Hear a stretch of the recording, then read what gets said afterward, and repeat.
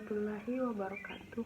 Perkenalkan, nama saya Nurul Mukni HR dari Program Studi Teknologi Pendidikan. Pada video kali ini, saya akan menjelaskan dampak masif dari korupsi. Selamat menyaksikan. Dampak masif korupsi. Meluasnya praktik korupsi di suatu negara akan memperburuk kondisi ekonomi bangsa. Misalnya, harga barang menjadi mahal dengan kualitas yang buruk, akses rakyat terhadap pendidikan dan kesehatan menjadi sulit, keamanan suatu negara terancam, kerusakan lingkungan hidup, dan citra pemerintahan yang buruk di mata internasional, sehingga menggoyahkan sendi-sendi kepercayaan pemilik modal asing, krisis ekonomi yang berkepanjangan, dan negara pun menjadi semakin terperosok dalam kemiskinan.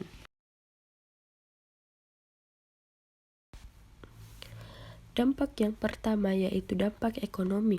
Korupsi memiliki berbagai efek penghancuran yang hebat terhadap berbagai sisi kehidupan bangsa dan negara, khususnya dalam sisi ekonomi sebagai pendorong utama kesejahteraan masyarakat.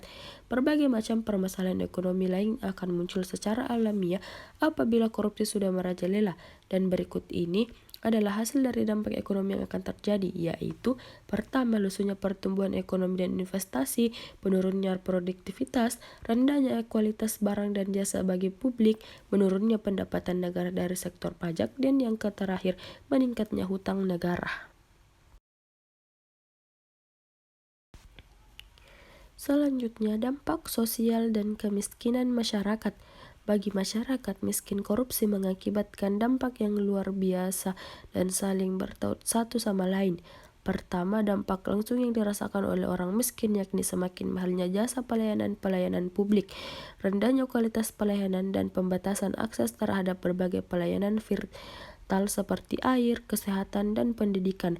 Kedua, dampak tidak langsung terhadap orang miskin yakni pengalihan sumber daya milik publik untuk kepentingan pribadi dan kelompok yang harusnya diperuntukkan guna memajukan sektor sosial dan orang miskin melalui pembatasan bangunan. Hal ini secara langsung memiliki pengaruh kepada langgengnya kemiskinan. Ketiga, runtuhnya otoritas pemerintah. Yang pertama, matinya etika sosial politik. Kejujuran sudah tidak ditegakkan lagi. Yang paradoksal adalah siapapun yang meneriakkan kejujuran justru akan diberikan sanksi sosial dan politik oleh otoritas menteri, aparat penguasa, bahkan oleh masyarakat sendiri. Kedua, tidak efektifnya peraturan dan perundang-undangan. Secara umum, peraturan dan perundang-undangan berfungsi untuk mengatur sesuatu yang substansial dan merupakan instrumen kebijakan yang berguna untuk memecahkan suatu masalah dengan fair dan tanpa adanya unsur pemihakan.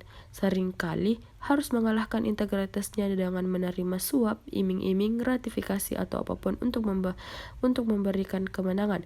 Peraturan perundang-undangan yang berlaku menjadi mandul karena setiap perkara selalu diselesaikan dengan korupsi.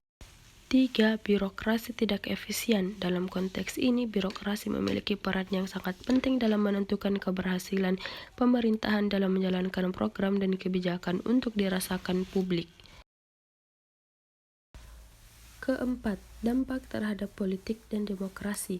Adapun dampaknya yang pertama yaitu munculnya kepemimpinan korupsi, kedua, hilangnya kepercayaan publik pada demokrasi, ketiga, menguatnya plutokras, keempat, hancurnya kedaulatan rakyat.